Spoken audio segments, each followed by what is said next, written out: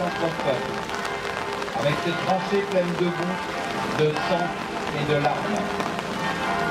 Ces orages de feu et d'acier qui grondèrent par tous les temps. L'armistice a été signé à l'aube, il se propage jusqu'au champ de bataille.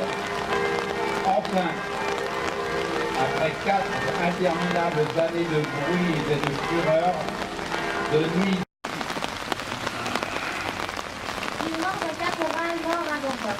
Que ma vie était donnée à l'église après-midi. J'étais avec ma femme et mes enfants réunis. Mais arriva le jour, au milieu de l'été, et pour la force, ce n'a pas été.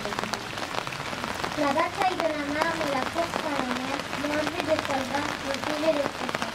Les vins les tours de Verdun, les Savoies sacrées, les ordres sifflèrent, mais ne sont pas des chiens.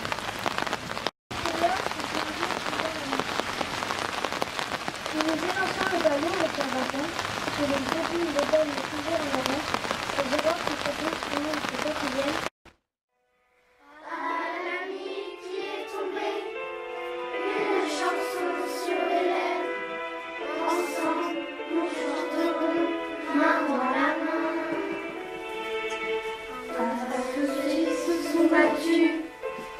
Que Paris reste libre, que Paris reste Paris, la tête haute.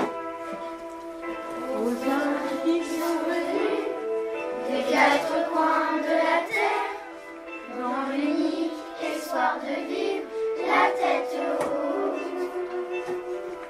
Aux femmes qui ont subi humiliation et violence, pour avoir osé garder la tête haute.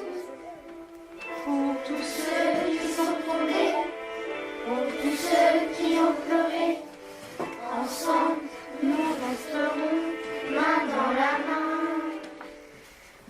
Nous reprendrons les accents des aînés qui ne sont plus, l'amour au milieu des nôtres, nous chanterons.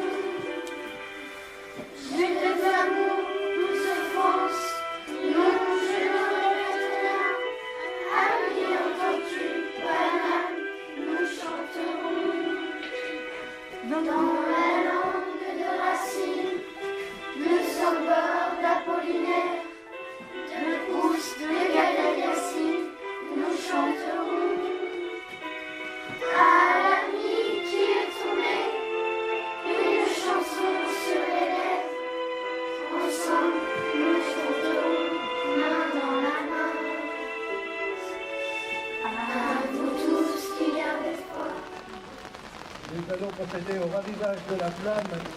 Cette flamme nous vient de l'Arc de Triomphe de Paris. Donc nous procédons au ravivage de la flamme. La flamme, c'est Noël qui va nous allumer avec son papier que vous avez. Un mot sur le pigeon voyant que nous voyons sur le support de cette flamme. Le commandant Raynal défendait le fort de Vaux avec 2 compagnies d'infanterie, 4 détachements d'artillerie et de génie. Ces troupes soumises sans répit depuis 4 jours, essuyaient des bombardements intensifs par les Allemands. Après avoir traversé fumée, gaz et mitraille, le pigeon voyant matricule 785-15, lâché par le commandant Raynal, délivré le 4 juin 1915 à 11h30 de l'État. Nous tenons toujours, mais nous subissons une attaque par des gaz et des fumées dangereuses. Il y a une urgence à nous dégager. Faites-nous donner suite. Communication optique par Toulouse, il ne répond pas à nos appels. C'est mon dernier pigeon, Raynal. Coïncidence, le pigeon voyant, vaillant, mourut en 1937, la même semaine que le commandant Raynal, qu'il avait lâché depuis les tranchées. Suite à son exploit comme tout héros de guerre, le pigeon voyant fut décoré de la Légion d'honneur, de la Croix de guerre et de la médaille militaire.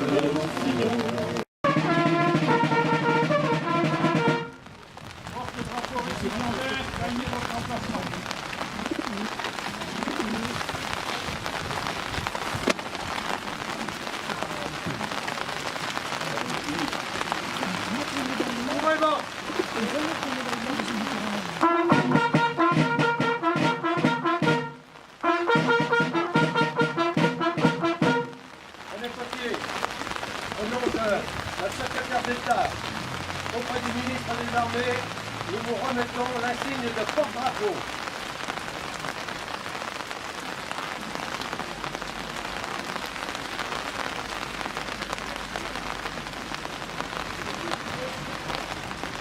Gilles Ravalan, au nom de la secrétaire d'État auprès du ministre des Armées, nous vous remettons l'insigne de porte-drapeau.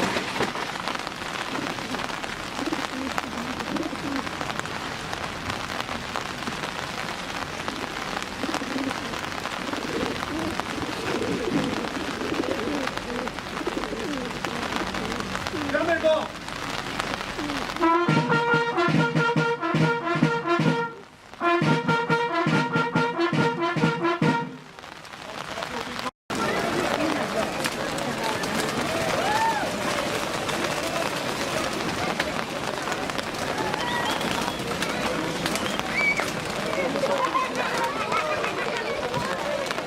Félicite. Michel, au nom de mon président national, je te remets la médaille de vermeil.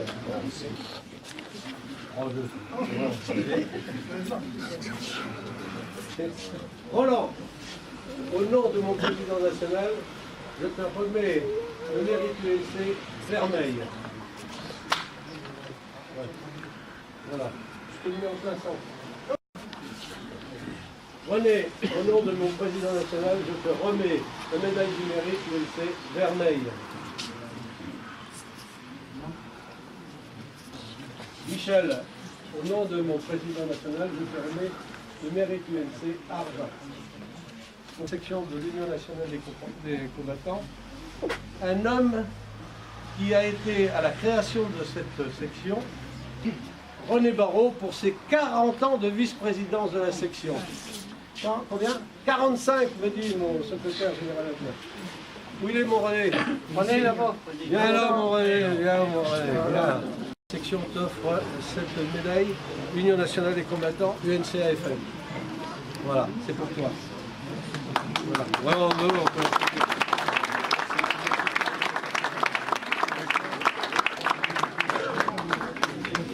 Pour un centenaire, c'est quelque chose de fort et je tiens vraiment à féliciter moi aussi, mais d'une façon très très forte, tous ceux qui ont perdu position. Et là je tiens vraiment à remercier les enfants des écoles. Les enfants des écoles ont fait un travail de recherche exceptionnel. Merci aux enfants, merci bien sûr aux enseignants sans qui ça ne se serait pas passé. Merci aux directrices, vous êtes vraiment investis, vous avez fait des recherches, vous avez recherché le nom, enfin disons les personnes qui se cachaient derrière les 85 noms inscrits sur le monument aux morts, et c'est quelque chose de très fort, vous les avez fait revivre malgré qu'ils sont morts pour la France bien sûr. Donc merci de vos recherches, merci beaucoup de votre travail.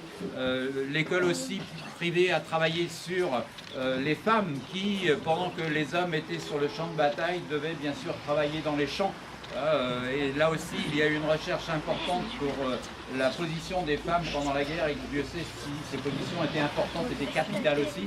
Et puis, il y a aussi une recherche sur les animaux, et c'est vrai, on a parlé tout à l'heure des pigeons, des chevaux, etc. C'est des recherches très très fortes, donc merci beaucoup à tous les enfants, à tous ceux qui ont travaillé. Et bien sûr, tu l'as dit Alain, tous ceux qui se sont investis aussi pour nous remettre des documents. Hein. C'est pas encore clair. Tout d'un coup, vers 8h moins 20, il y a le cycliste qui est arrivé. Il dit arrêtez les gars, il dit tout est fini à 11h. On ne voulait pas le croire. Mais on n'a pas avancé 20 cm de plus, je vous jure. Moi, on a arrêté pile. Si vous n'en faites pas, c'est fini à 11h. Vous l'avez cru? À moitié.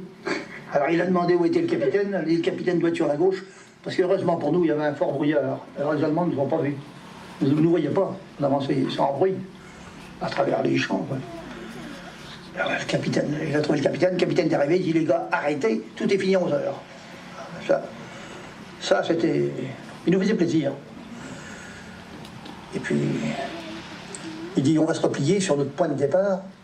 Puis Émile Barrault, qui était un des dirigeants, il me dit tiens, toi qui t'intéresses à l'histoire, avec tes enfants, tu devrais venir enregistrer mon beau-père parce qu'il a des choses à raconter sur la guerre 14-18.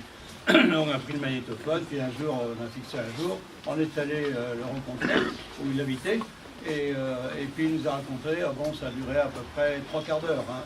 Alors, j'en ai gardé 3 minutes, et puis j'ai donné ça à un copain qui connaissait un certain nombre de personnes à Radio France, et j'avais un petit peu oublié cet enregistrement, et un jour, Radio France Internationale m'a envoyé le coffret 3 CD. Alors il y a 3 CD. Le premier, c'est un CD uniquement sur les partitions musicales de l'époque. Le deuxième CD, c'est les chansons de l'époque. Et il y a Madelon, bien sûr, etc. Et le troisième CD, c'est 20 témoignages d'enregistrement. Et il y avait un petit mot qui était ajouté en disant vous figurez sur ces 20 enregistrements, témoignages de Poilu, parce qu'en fait, il n'avait pas trouvé un témoignage de la dernière heure de 11 novembre 1918.